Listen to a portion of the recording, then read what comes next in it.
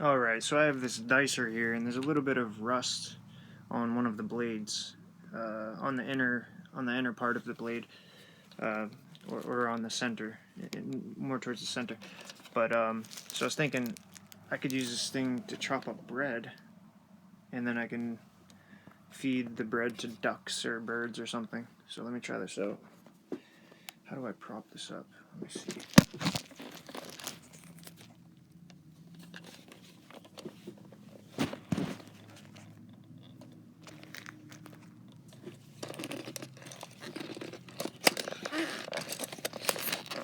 Maybe not.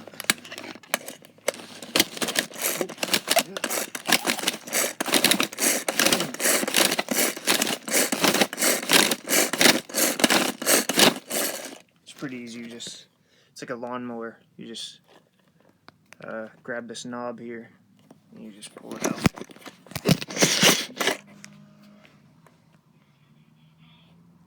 There's like $15 on Amazon.